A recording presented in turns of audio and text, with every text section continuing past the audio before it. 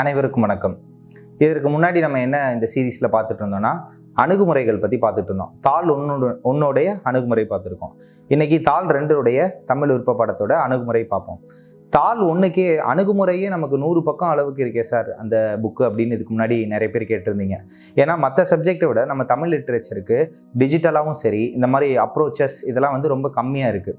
அதனால தான் ரொம்ப எலாபரேட்டிவாக எப்படி பண்ணியிருந்தோம்னா, சிலபஸில் லைன் பை லைனாக எடுத்து அந்த லைனை எக்ஸ்பிளைன் பண்ணி அந்த லைனுக்கான விளக்கங்கள் கொடுத்து அதை எந்த புத்தகத்திலேருந்து படிக்கலாம், அதுக்கு எப்படி எடுத்துக்காட்டுகள் இருக்கும், அதை எப்படி குறிப்பு எடுத்துக்கலாம், இதுக்கு முன்னாடி எவ்வளோ மதிப்பெண்கள் கேட்டிருக்காங்க, அதை எப்படி இன்னும் அழகாக இனோவேட்டிவாக எழுத முடியும் அப்படின்னு லைன் பை லைனாக எக்ஸ்பிளைன் பண்ணனால தான் ரொம்ப டீட்டெயிலாக அதை வந்து உன்னிப்பாக எழுதுனால தான் அந்த 100 பக்கம் வரைக்கும் வருது. தாள் 1க்கே 100 பக்கம் வரைக்கும் வந்திருக்கும். தாள் 2க்கு அரௌண்ட் 100 பேஜஸ் வரைக்கும் அணுகுமுறைகள் இருக்கும். இப்போ இந்த தாள் 2 பற்றி சுருக்கமாக சொல்லணும் அப்படின்னு பார்த்தீங்கன்னா, தாள் 2ல் அக்கால இலக்கியங்கள், இக்கால இலக்கியங்கள் அப்படின்னு 2 பிரிவு இருக்கும். இப்போ பிரிவு ஆனா, பிரிவு ஆவண்ணா. வழக்கம் போல் பிரிவு ஆனால பகுதி 1, 2, 3, பிரிவு ஆவனால பகுதி 1, 2, 3, இந்த 6 பகுதி என்னென்ன இருக்குன்னு பார்க்கலாம். ஃபர்ஸ்ட் பிரிவு ஆனால பகுதி 1. இந்த பகுதி 1ங்கிறது ஏன்ஷியன்ட் லிட்ரேச்சர் அப்படிங்கிறாங்க. அதில் நமக்கு 3 கொடுத்துருக்காங்க நம்ம சிலபஸில். குறுந்தொகை 1லேருந்து 25 பாடல். இந்த குறுந்தொகையில் 25 பாட்டு தான் நமக்கு மொத்தமே கொடுத்துருக்காங்க. ஆனால் நம்ம என்ன நினச்சிருவோம்னா, குறுந்தொகைன்னு எல்லாமே கொடுத்துருக்காங்களா, எல்லாத்தையுமே படிக்கணுமா அப்படின்னு யோசிப்போம். அப்படி இல்லை. இந்த குறுந்தொகையில் 1லேருந்து 25 பாடல்களையும் தீம் வைஸ் நம்ம பிரித்து கொஞ்சம் உள்ளார்ந்து படித்தோம் அப்படின்னா, அக இலக்கியங்களுடைய படிக்கிற முறையில் படித்தோம்னா இது ரொம்ப எளிமையாக இருக்கும். விடைகளை அழகாக எழுத முடியும். அடுத்தது புறநானூறு 182லேருந்து 200வது பாடல் வரைக்கும் மட்டும் நம்ம இதை தெரிஞ்சுக்கிட்டோம்னா போதும். அதுக்கு லைன் பை லைனாக எப்படி கொடுத்துருக்காங்க, இதையும் கொஞ்சம் தீம் வைஸ் பிரித்து கல்வியை பற்றி என்ன பேசியிருக்காங்க, வீரம் பற்றி என்ன பேசியிருக்காங்க, கொடை பற்றி என்னென்ன பேசியிருக்காங்க, இதெல்லாம் கொஞ்சம் பிரித்து படித்து ஆசிரியர் வைஸ் பிரித்து படித்து அதுக்கப்புறம் நம்மளுடைய திணை துறை வைஸ் நம்ம பிரித்து படிச்சிட்டோம்னா இந்த 2 இலக்கியங்களையும் சங்க இலக்கியங்களை நம்மளால் அருமையாக பண்ண முடியும். அதுக்கப்புறம் திருக்குறள். இப்போ திருக்குறள் அப்படின்னு நம்ம லிட்ரேச்சருக்கு வந்ததுமே எல்லாருக்கும் தோன்றது எல்லா திருக்குறள் படிக்கணுமான்னு. திருக்குறள் எந்த அளவுக்கு தெரிஞ்சுக்கிறோமோ அது தப்பே இல்லை. அது தமிழ் லிட்ரேச்சர் ஆப்ஷனல் அப்படிங்கிறதுனால இல்லை, நம்மளுடைய வாழ்க்கையாக இருக்கட்டும், எக்ஸாம் ஓரியன்டாக இருக்கட்டும், எதாக இருந்தாலும் திருக்குறள் எப்பயுமே நமக்கு உதவி செய்யும். ஆனால் இங்கே பேப்பர் 2ல் நமக்கு லிமிட்டடாக தான் கொடுத்துருக்காங்க. இறைமாட்சி முதல் அவையஞ்சாமை வரை உள்ள அதிகாரங்களை மட்டும் படித்தாலே போதும். அது தாண்டி படிக்கணுமா வேணாமா அப்படின்னு பார்த்தீங்கன்னா பேப்பர் 2க்கு தேவையில்லை. பேப்பர் 1க்கு வந்து திருக்குறள் என்ன, அதனுடைய அமைப்பு எப்படி இருக்குது, எத்தனை இயல் இருக்குது, அதை எப்படிலாம் பிரிச்சிருக்காங்க, அதுக்கு உரையாசிரியர்கள் யார், பரிமேலழகர் உரை எப்படி இருக்குது, இந்த மாதிரி எல்லா விஷயத்தையும் நம்ம பார்க்கணும். திருக்குறளில் மேலாண்மை செய்திகள் எப்படி இருக்குது, திருக்குறளில் கல்வி பற்றி எப்படி இருக்குன்னு அதையும் நம்ம தீம் வைஸ் பார்க்கணும். இது வந்து ஒரு பகுதி. இதுக்கு அடுத்து பார்த்தீங்கன்னா பகுதி 2ல் எபிக் லிட்ரேச்சர் அப்படிங்கிறாங்க. அதில் வந்து நமக்கு சிலப்பதிகாரம்னாலும் ஃபுல்லாக கொடுக்கல. அதில் என்ன கொடுத்துருக்காங்கன்னா மதுரை காண்டம் மட்டும் கொடுத்துருக்காங்க. அதுக்கடுத்து கம்பராமாயணம். இப்போ எல்லாரும் வந்து மொழிபெயர்ப்பு ஒரு நூலாக வந்து ராமாயணத்தை வந்து கம்பர் வந்து மொழிபெயர்த்திருக்காரு அப்படின்னு பார்த்தப்ப அது மொழிபெயர்ப்பாக மட்டும் இல்லை, அது வந்து அதோட ஒரிஜினாலிட்டி எப்படி தமிழ் எசன்ஸில் இருக்குது அப்படிங்கிறத நம்ம பார்க்குறதுக்கு ஒரு சிறந்த இலக்கியமாக இது இருக்கும். ஏன் அப்படின்னு பார்க்குறோம்னா, இந்த கம்பராமாயணத்தில் கும்பகர்ணன் அப்படிங்கிற ஒரு கேரக்டரை எவ்வளோ அழகாக காமிச்சிருக்காங்க. அவங்களுடைய நயம் எப்படி, அவர் செஞ்சோற்று கடன் எப்படி, அதுக்காக எவ்வளோ பாடுபட்டிருக்காரு, அறவியலுக்காக எப்படி இருந்திருக்காரு, இது எல்லாமே நம்ம பார்க்குற ஒரு அருமையான இலக்கியமாக இருக்கும் கம்பராமாயணம். இதுக்கடுத்து பகுதி 3. இந்த பகுதி 2ல் 2 தான் நம்ம கொடுத்துருக்காங்க. பகுதி 3. இந்த பகுதி 3ங்கிறது டிவோஷனல் லிட்ரேச்சர், பக்தி இலக்கியம். அதில் திருவாசகத்தில் நீத்தல் விண்ணப்பமும் திருப்பாவை அப்படிங்கிற ஒரு இலக்கியமும் கொடுத்துருக்காங்க. 2லையும் சைவம் வைணவம் அப்படின்னு ஒன்று கொடுத்துருக்காங்க. இதோட பிரிவு ஆனா அப்படிங்கிற ஒரு பகுதி முடிஞ்சு. இதுக்கப்புறம் பிரிவு ஆவண்ணா. இந்த பிரிவு ஆவண்ணாலையும் பகுதி 1, 2, 3ன்னு 3 பகுதிகள் இருக்குது. அதில் பகுதி 1ல் எது அப்படின்னு பார்த்தீங்கன்னா கவிதை. என்னென்ன கவிதைகள்னால் ஒரு 3 கவிதைகள் நம்ம கொடுத்துருக்காங்க.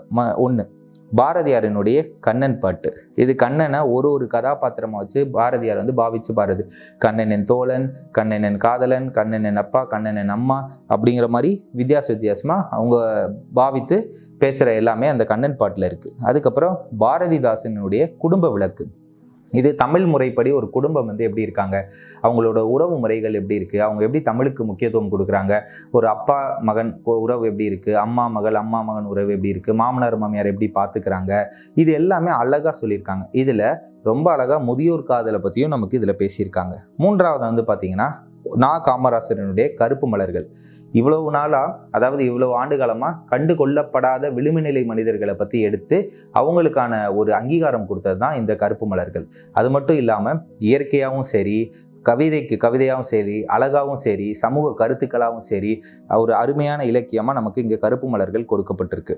அடுத்தது பிரிவு ஆவணால அடுத்து நமக்கு கொடுத்துருக்கிறது கட்டுரைகள். இந்த கட்டுரை அப்படின்னு பார்த்தீங்க அப்படின்னா மூவாவினுடைய அறமும் அரசியலும் அப்படின்னு கொடுத்துருக்காங்க. இந்த அறமும் அரசியல் வந்து இப்போ நம்ம படிக்கிற பாலிட்டிலாம் படிச்சிருப்பீங்க யூபிஎஸ்சி ஆஸ்பிரண்ட். அதில் எப்படி பாலிடிக்ஸ் இருக்கணும், எப்படி கவர்னன்ஸ் இருக்கணும், எப்படி எலெக்ஷன் இருக்கணும் அப்படிங்கிற எல்லாமே, தகுதி தேர்தல், இது எல்லாமே மூவாவினுடைய ஒரு தொலைநோக்கு பார்வையாக இருந்த ஒரு கட்டுரை தான் எடுத்து. அடுத்தது அண்ணாவினுடைய தாழ்ந்த தமிழகமே. அண்ணா அப்படின்னோடனே நமக்கு தெரிஞ்சிருக்கும், எழுச்சிமிகு பேச்சு, உரை, அவருடைய எழுத்துக்கள், இதெல்லாமே நமக்கு தெரியும். அதில் தாழ்ந்த தமிழகமே அப்படின்ட்டு தமிழகத்தில் எது எதெல்லாம் நம்ம இன்னும் வளர்ச்சி பெற வேண்டியது இருக்குது, தமிழ் கவிஞர்களை எப்படி பாராட்ட வேண்டியது இருக்குது, இதெல்லாம் பற்றி இந்த இடத்துல பேசியிருக்காங்க. இதோட பகுதி 1 முடியுது. அடுத்து பகுதி 2. இந்த பகுதி 2 பொறுத்த வரைக்கும் பார்த்தீங்கன்னா புதினம், சிறுகதை, நாடகம் இருக்குது. அதில் ஒரு 3 கொடுத்துருக்காங்க நமக்கு. 1 அகிலனின் சித்திரப்பாவை. இது ஒரு அருமையான நாவல். இப்போ தமிழ் இலக்கியம் விருப்பப்பாடமாக நான் தேர்வு செய்ய போகிறேன் அப்படின்னதுமே நான் என்ன சொல்லுவேன்னா, போயிட்டு சித்திரப்பாவை வாசிக்க ஆரம்பிங்க. ஏன்னா நீண்ட நாட்கள் ஆகிருக்கும், நீங்கள் ஸ்கூல் முடிச்சு காலேஜ் முடிச்சு தமிழ்லாம் நிறைய வாசிச்சிருக்க மாட்டேன் அப்படின்னு சொல்லுவீங்க. அப்போ என்ன சொல்லுவேன்னா, சித்திரப்பாவை போய் வாசிங்க. அது நம்மளுக்கு வாசித்து பார்க்குறப்பே உங்களுக்கு ஒரு செட் ஆகுதா, லிட்ரேச்சர் எப்படி வாசிக்கிறப்ப எந்த மாதிரி ஆழமாக இருக்குது அப்படிங்கிறத பொறுத்து நீங்கள் எடுத்து சூஸ் பண்ணுங்கன்னா தான் நான் ஃபஸ்ட்டு வாசிக்க சொல்கிறதே இதை தான் வாசிக்க சொல்லுவேன். இன்னொன்று, ரொம்ப நாளாக ஆகிட்டு வாசிக்கிறதுனால நீங்கள் பழக்கப்பட்ட வார்த்தைகளை கூட, பயன்படுத்தாத வார்த்தைகளை கூட, ஆனால் தெரிஞ்சிருக்கும் அந்த வார்த்தையை பயன்படுத்தியிருக்க மாட்டீங்க. இது எல்லாமே கொஞ்சம் உபயோகத்தில் கொண்டு வர்றதுக்கு ஒரு பெரிய நாவல்கள் வாசிக்க ஆரம்பிக்கிறீங்க அப்படிங்கிறப்ப அது நல்ல ஒரு பயிற்சியாக இருக்கும்.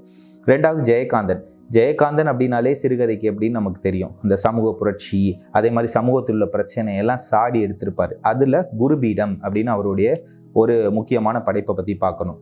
அடுத்து சோங்கிறப்பே நமக்கு தெரியும், அங்கத சுவை நிறைந்த ஒரு எழுத்தாளர். எதாக இருந்தாலும் என்ன பண்ணிடுவார், அந்த இடத்துல ஒரு அங்கதமாக இருக்கும். அதே மாதிரி இங்கே வந்து யாருக்கும் வெக்கமில்லை, சட்டையர்னு சொல்கிறோம் பார்த்தீங்களா, அங்கதம் அதுதான். யாருக்கும் வெக்கமில்லைன்னு சொல்லிட்டு சமூகத்தில் நடக்கக்கூடிய அவலங்கள் எல்லாத்தையும் ஒரு அங்கத சுவையோட, ஒரு சட்டையரோடு சேர்த்து சொல்கிறதுல வந்து ஒரு பெரிய வல்லவர். அவருடைய அந்த யாருக்கும் வெக்கமில்லை பார்க்குறோம். கடைசி பகுதியாக, அதாவது பிரிவு ஆவணால பகுதி 3ஆவதாக நம்ம என்ன பார்க்குறோம் அப்படின்னா நாட்டுப்புற இலக்கியம். அதில் ஒரு 2 பார்க்க போகிறோம். என்னென்ன அப்படின்னு பார்த்தீங்கன்னா, வானமாமலை எழுதிய முத்துப்பட்டன் கதை அப்படின்ட்டு ஒரு சின்ன நாட்டுப்புற இலக்கியம், ஒரு கதை. பட்டன் அப்படிங்கிறவரை வச்சு எப்படிலாம் இருக்குன்னு, சாதிய ஒடுக்குமுறை எப்படி இருந்திருக்கு, அதை எப்படி தகர்த்து எரிஞ்சிருக்காரு அந்த காலத்திலே, இதெல்லாம் பற்றி நம்ம பார்க்கணும். அதுக்கப்புறம் நம்ம ஜெகநாதன் தொகுக்கப்பட்ட மலையருவி அப்படின்ட்டு. இந்த மலையருவிங்கிறது பார்த்தீங்கன்னா நம்மளுடைய நாட்டுப்புறவியல். இதுவும் வந்து சாப்டர் பை சாப்டராக எப்படிலாம் இருக்கும்னா, இந்த நாட்டுப்புறவியலில் தொகுத்த மாதிரி குழந்தை பாட்டு, அதே மாதிரி அவங்க ஒரு மச்சான் வந்து ஊருக்கு போகிறது, அடுத்து பிரிவு, கிராமத்தில் நடக்கக்கூடிய வேலைக்கு வந்து அலுப்பு இல்லாமல் வேலை பார்க்குறதுக்கு அவங்க பாடுற பாடல்கள், இந்த மாதிரி நாட்டுப்புற இலக்கியம் எல்லாம் இருக்கும். ஆக மொத்தம் இங்கே பேப்பர் 2 பொறுத்த வரைக்கும் பார்த்துருக்கீங்கன்னா, நான் புத்தகத்தினுடைய ஆசிரியர்கள் பேர் நிறைய இடத்துல குறிப்பிடலை, எந்த இடத்துலையுமே குறிப்பிடாமல் இருந்ததுக்கு காரணம் வந்து என்ன அப்படின்னா, இதுக்கு நமக்கு பாடல் வரிகள் மட்டும் இருந்தால் போதும், நம்ம செயல் வரிகள். மீதி எல்லாமே பார்த்தீங்கன்னா நம்மளாவே செல்ஃபாகவே இந்த இடத்துல படிச்சுக்க முடியும். அதே மாதிரி இந்த ஆத்தர் அந்த ஆத்தர் அப்படிங்கிறத தாண்டி நிறைய பேர் இதுக்கு புத்தகங்கள் எழுதியிருக்காங்க. அதனால இனி வரக்கூடிய சீரீஸ்லாம் என்ன பார்க்கலான்னு பார்த்தேன்னா, நான் ஒரு புக்கை எடுத்துகிட்டு வர்றேன். அந்த புக்கை எடுத்து வச்சுட்டு இந்த புக்கில் எப்படிலாம் இருக்குது, நம்ம எப்படிலாம் குறிப்புகள் எடுத்துக்கலாம் அப்படின்னு இந்த சீரீஸை வந்து நம்ம கண்டினியூ பண்ணுவோம். டிஸ்கிரிப்ஷனில் பார்த்தீங்கன்னா பேப்பர் 2க்கான அணுகுமுறைகள் இருக்கும். அதையே எடுத்து ரெஃபர் பண்ணுங்கள். ஆழமான அணுகுமுறையாக இருக்கும். அது நல்லா இன்ச் பை இன்ச்சாக நம்ம ரெஃபர் பண்ணி அதை ஒரு தடவை வாசித்து பார்த்துட்டு அடுத்து ப்ரிப்பேர் பண்ண ஸ்டார்ட் பண்ணுங்கள். All the best. தேங்க்யூ.